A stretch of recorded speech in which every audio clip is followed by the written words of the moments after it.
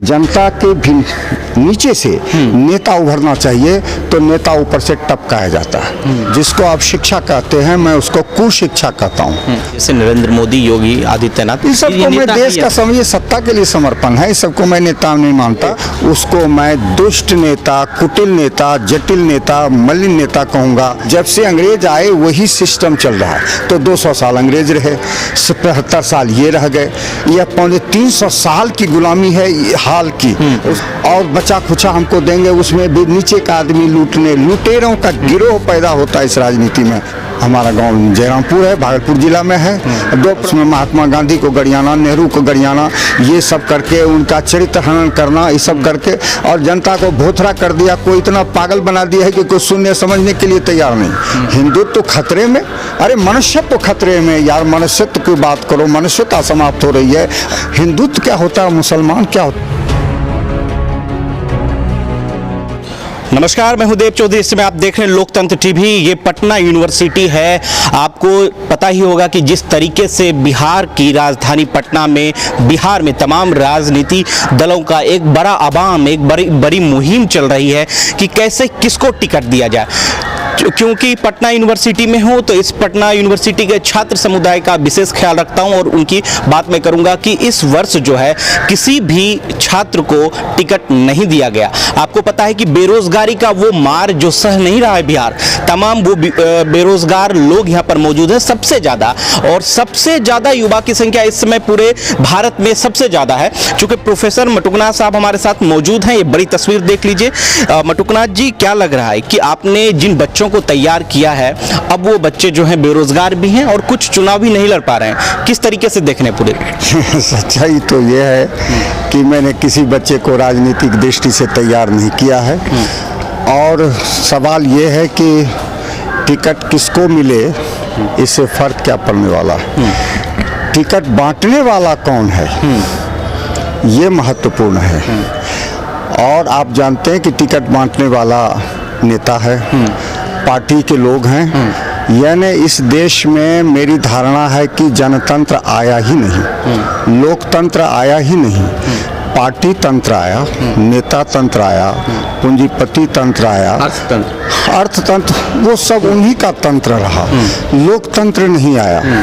और पहली बार मैं लोकतंत्र के लिए आवाज़ उठा रहा हूं, और मैं फेसबुक पर पिछले 2 दिनों से लिख रहा हूं कि वास्तविक लोकतंत्र की क्या अवधारणा है, वास्तविक जनता की राजनीति किस तरह की होगी, वास्तविक जनता का शासन कैसा हो सकता है, और वहां तक किस तरह से पहुंचा जा सकता है।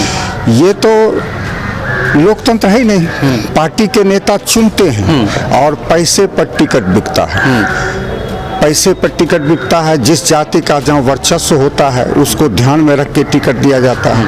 तो धनबल है, जाति बल है और बाहुबल है, ये 3 बल सक्रिय है मुख्य रूप से। और उसके बाद वंश बल है, वंशवाद, ये 4 बल है। ये चारों का लोकतंत्र से कोई रिश्ता नहीं है। इसलिए ये सोचना कि छात्र को नहीं मिला, युवा को नहीं मिला, किसी को मिले, होना क्या है, होना नहीं है। ये सवाल है कि असली जो लोकतंत्र क्या है और असली लोकतंत्र कैसे आ सकता है, यह महत्वपूर्ण सवाल है। और मैं चाहता हूं कि पूरे देश के सामने, पूरे देश के लोगों के सामने केवल यही आवाज़ उठे कि ये लोकतंत्र नहीं है। क्यों नहीं है? क्योंकि आप लाचार हैं हर तरह से। आपको वही गुलाम बनाने वाली शिक्षा जो अंग्रेज चलाते आ रहे थे, उसी को आपने उपयुक्त समझा। क्योंकि इस शिक्षा में किसी का बौद्धिक स्तर, चिंतन का स्तर, उसकी रचनात्मक शक्ति, इसका विकास संभव ही नहीं है। ये सिर्फ रटा रटा के अपना सिलेबस लाद के उनके दिमाग को कुंद करने वाला है। आज आप देखिए कि कोई भी आदमी इस तरह का सवाल क्यों नहीं उठाता है कि ये लोकतंत्र नहीं है। और कहाँ है जनता लाचार है। जनता के भी नीचे से नेता उभरना चाहिए तो नेता ऊपर से टपकाया जाता है। यही सबसे बड़ा फर्क है कि जनता के बीच से जनता का वास्तविक प्रतिनिधि आना चाहिए। तो जनता का वास्तविक प्रतिनिधि कैसे आए, इस तरह की हमारी चुनाव प्रणाली नहीं है। इसीलिए हमने नई चुनाव प्रणाली की परिकल्पना की है, जिसको मैं सीरीज में लिख रहा हूं, और ये 10-15 दिन तक चलता रहेगा। उसके बाद इसका बुकलेट निकलेगा, उसके बाद हम इस पर एक फिल्म बनाएंगे और गांव-गांव इसका हम प्रदर्शन करेंगे, लोगों को जागृत करने की कोशिश करेंगे कि वास्तविक लोकतंत्र में क्या होता है और अभी क्या हो रहा है और वो किस तरह से आ सकता है। रघुवंश बाबू का दौर कुछ अलग था। शिक्षा नीति को लेकर इस वर्तमान समय में आप प्रोफेसर भी रहे हैं, कैसे देख पा रहे हैं रघुवंश बाबू के दौर में शिक्षा नीति क्या थी, कैसे लोग जो है नेता बनने के होड़ में आगे रहते थे, और अभी का क्या लग रहा है कि शिक्षा का इंपॉर्टेंस है लीडरशिप में या नहीं? शिक्षा का कोई इम्पोर्टेंस लीडरशिप में, एक तो पहले शिक्षा है ही नहीं। जिसको आप शिक्षा कहते हैं, मैं उसको कुशिक्षा कहता हूँ, वो शिक्षा नहीं है। तो कुशिक्षा ही जब है, शिक्षा का महत्व यहाँ है ही नहीं। शिक्षा जब भी शुरू होगी तो शिक्षाविदों के द्वारा शुरू होगी ना। एक पॉलिटिशियन जो स्वयं या तो अशिक्षित है या कुशिक्षित है, और उन्होंने अपनी मुट्ठी में शिक्षा को रखा है, उसकी मुट्ठी में कैसे रह सकती है शिक्षा? जब आपकी मुट्ठी में रहेगी तो आपके अनुकूल चलेगी शिक्षा ना। शिक्षा आपके अनुकूल कैसे चल सकती है जब आप स्वयं सुशिक्षित नहीं है? रघुवंश बाबू का, रामविलास पासवान का दौर को जरा बताइए। मैं दोनों के दौर का, दोनों सब एक ही, पार्टी अलग अलग है। एक राजद से भक्त जुड़े रहे, राजद से क्यों जुड़े रहे? आज अंतिम समय तक उनका दिल दुखी हुआ बाद में चल के। वो एक जनता से जुड़े हुए आदमी थे, जनता से उनका लगाव था, लेकिन उनकी तो पार्टी भक्ति थी और पार्टी के अनुसार काम करना था। स्वतंत्र रूप से उनका अस्तित्व नहीं था, और बच गए रामविलास बाबू, जो कि अपना स्वतंत्र पार्टी उन्होंने कायम किया। लेकिन स्वतंत्र पार्टी कायम करने के बाद भी वो राजनीति किस तरह की कर रहे थे? वही राजनीति ना, जात पात की राजनीति, वही दलित की राजनीति, वही सत्ता की राजनीति। किस तरह से सत्ता प्राप्त हो सकती है? जनता की राजनीति न तो मैं कहूँगा रामविलास जी ने की, जनता की राजनीति न तो रघुवंश बाबू ने की, और मैं कहूँगा कि इक्के दुक्के को छोड़ के किसी ने जनता की राजनीति नहीं की। इक्के दुक्के में कौन? इक्के दुक्के में जैसे मैं श्री कृष्ण सिंह का नाम ले सकता हूँ, कर्पूरी ठाकुर जी का नाम ले सकता हूँ, और ऐसे लोगों का नाम ले सकता हूँ जो उतने नामी नहीं हुए, जो जनता के बीच रहे, जनता के लिए काम करते रहे। उसी सिस्टम में प्रभु नारायण राय हुए, मात्र विधायक ही 3 बार हुए, लेकिन बड़े योग्य आदमी थे। इसी तरह से वासुदेव बाबू थे, एमएलसी थे बेगूसराय के, वो भी बड़े योग्य आदमी थे। तो ये सब जनता से जुड़े हुए थे, अपना पैसा अर्जित नहीं कर रहे थे, लोगों का काम कर रहे थे, लेकिन इसी सिस्टम में कर रहे थे। इस सिस्टम में जन कल्याण नहीं हो सकता है। आज आवश्यकता है इस सिस्टम को बदलने की, व्यवस्था को बदलने की। व्यवस्था जो अभी उल्टी है, ऊपर से उसको नीचे से खड़ा करना, उलटना। तो आप ये ठोक के क्यों नहीं कहते कि एजुकेशन बिना आप पॉलिटिक्स नहीं कर सकते, कोई विचार नहीं मिल सकता? हाँ, वो इस एजुकेशन को मैं महत्व नहीं देता हूँ।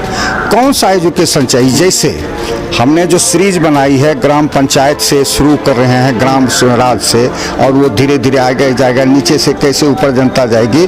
उसमें जनता के नेता जो होंगे, एक सीमा के बाद पहली श्रेणी जो 10 का नेता होगा, पहली श्रेणी का हमने साक्षर रखा है। दूसरी श्रेणी का कि इतना उसके पास ज्ञान होना चाहिए कि देश की में और दुनिया में किस तरह की राजनीति चल रही है, देश और हमारी भौगोलिक स्थिति क्या है, हमारी परंपरा क्या है, हमारी सांस्कृतिक, हमारा इतिहास क्या है, ये सारी चीज़ें, हमारी ज़रूरत क्या है और हमारे भीतर खामियां कहाँ हैं, दोष कहाँ हैं, इन सब के प्रति उनके भीतर एक जागरूकता रहना चाहिए। उसके बाद उस एक योग्यता का वो मानदंड निर्धारित होगा, उस मानदंड के आधार पर, जिसमें अब कोई किसी खास क्षेत्र में बढ़े चढ़े हैं, तो ये सब भी मैं चाहता हूँ कि ये जो राजनीति है, इसका क्षेत्र सिर्फ शासन प्रशासन का होना चाहिए। ये शिक्षा इसके अधीन नहीं होनी चाहिए। जैसे न्यायालय इसके अधीन नहीं है। तो शिक्षा एक अलग मामला है जो वैज्ञानिकों के हाथ में होगा, संतों के हाथ में होगा, शिक्षाविदों के हाथ में होगा, जो ओरिजिनल शिक्षक हैं उनके हाथ में होगा, मनोवैज्ञानिकों के, कवि कलाकारों साहित्यकारों के हाथ में होगा, चिंतकों विचारकों के हाथ में होगा, न कि पॉलिटिशियन। शिक्षा एक अलग चीज़ है, उस तरह की शिक्षा शुरू नहीं हुई। उस शिक्षा में राजनीति की दृष्टि से भी प्रशिक्षित किया जाएगा, शासन प्रशासन की दृष्टि से प्रशिक्षित किया जाएगा, और वो प्रशिक्षण इस तरह का नहीं होगा जिसे रटंत विद्या है। आजकल क्या है, कोई भी आदमी हिस्ट्री वगैरह कुछ रट ले वो IAS हो सकता है। ये तमाम चीज़ें जो आपने अभी कही, किस पार्टी में आपको लगता है कि कोई पार्टी इस चीज़ को फॉलो कर रहा है? कि कोई पार्टी में, क्योंकि कोई पार्टी में असंभव है। पार्टी से, पार्टी का मतलब क्या, ये पार्टी शासन करना चाहती है किसी तरह से, और वो स्थायित्व तो रखना चाहती है। वो ये कोई पार्टी ऐसी नहीं है जो कहकर हमारा काम हो गया अब हम छोड़ते हैं। जीवन भर आजीवन सत्ता में बने रहना, ये काम करना चाहती है पार्टी। ऊपर से पार्टी वालों को मैं सही मानूंगा, जब नीचे से आप पैदा कैसे हुए, पैदा तो नीचे से होना चाहिए ना, आप ऊपर से आए, ऊपर से नेता पैदा हो रहा है, नेता का बेटा नेता हो रहा है, पैसा वाला नेता हो रहा है, जो उस सटा हुआ है उस पॉलिटिकल दल से, उसकी राजभक्ति कर रहा है, और विषय ही क्लेवर है, चालाक है, बहुत दिमाग है, बुद्धि तेज है, लेकिन कुटिल बुद्धि है, मलिन बुद्धि है। तो ऐसे लोग नेता बन रहे हैं। नेता जनता से प्यार करने वाले लोग, जनता की समस्याओं से जुड़े हुए लोग, जनता को उत्थान देने वाले लोग, ऐसे लोग नेता नहीं हो पाते। आप ऐसे लोगों को नेता मानते हैं जो पूरा जो है अपना पूरे जीवन का समर्पण देश के लिए कर दिया हो, जैसे नरेंद्र मोदी, योगी आदित्यनाथ? इस सबको मैं देश का समझिए सत्ता के लिए समर्पण है, इस सबको मैं नेता नहीं मानता। नेता मैं नहीं, जयप्रकाश, मैं नेता महात्मा गांधी को मानूंगा, मैं नेता सुभाष चंद्र बोस को मानूंगा, मैं नेता भगत सिंह को मानूंगा, मैं नेता जयप्रकाश नारायण को मानूंगा। ऐसे लोगों को मैं नेता मानूंगा जो जनता को उठाने के लिए, एक सिस्टम बदलने के लिए जो प्रयत्नशील थे। गांधी जी सिस्टम बदलने के लिए प्रयत्नशील थे। जयप्रकाश नारायण भी सिस्टम बदलना चाहते, उन्होंने भी पार्टीलेस गवर्नमेंट की बात की थी, उन्होंने संपूर्ण क्रांति की बात की थी, शिक्षा में क्रांति की बात की थी। इस तरह की बात करे और उस दिशा में प्रयास जो करे, उसको मैं नेता कहूँगा। जो उस तरह की बात में व्यवस्था परिवर्तन की बात जो न करे, उसी व्यवस्था को बरकरार रखे, उसको मैं दुष्ट नेता, कुटिल नेता, जटिल नेता, मलिन नेता कहूँगा, अच्छा नेता नहीं कहूँगा। इसकी नींव कैसे डाली जाए? नींव डाली के, जैसे कि एक व्यक्ति, मैं छोटा सा अदना सा आदमी हूँ, मैं डाल रहा हूँ, लेकिन आप देखिए कि पूरी मानसिकता ही चेंज है। नई व्यवस्था एक असंभव कल्पना हो गई। सैकड़ों साल की गुलामी है, जब से अंग्रेज आए वही सिस्टम चल रहा है। तो 200 साल अंग्रेज रहे, 75 साल ये रह गए, यह 350 साल की गुलामी है हाल की, उसके पहले भी। तो ऐसे में लोगों के ये दिमाग में आता ही नहीं है कि ऐसा, जैसे आज का मेरा पोस्ट जरा सा पढ़िएगा, कल का भी 2 दिन का मैंने दिया है फेसबुक पर, तो देखिएगा कि मैंने किस तरह से ग्राम सरकार की कल्पना की। सरकार, ये ग्राम के लोग पराधीन रहेंगे, ऊपर से टपकाएंगे, वो टैक्स देंगे, हम टैक्स जाएगा वहाँ, और ऊपर से वो लूटपाट करेंगे और बचा खुचा हमको देंगे। उसमें भी नीचे का आदमी लूटने, लुटेरों का गिरोह पैदा होता है इस राजनीति में। तो ग्राम सरकार वैसी होनी चाहिए जो स्वतंत्र रहे और उसका टैक्स वो वसूले, उसकी अपनी व्यवस्था, उसकी अपनी पुलिस हो, उसका अपना न्यायालय हो, उसका अपना चिकित्सालय, उसका अपना शिक्षालय हो, उसकी अपनी खेती हो, सब कुछ हो, उसका अपना हो, और वहाँ से नेता उभरे, नीचे से ऊपर तक चला जाए, और वो टैक्स में शेयर दे ऊपर की गवर्नमेंट को, मूल टैक्स का इस्तेमाल वो खुद करे। ये सिस्टम को बदलना।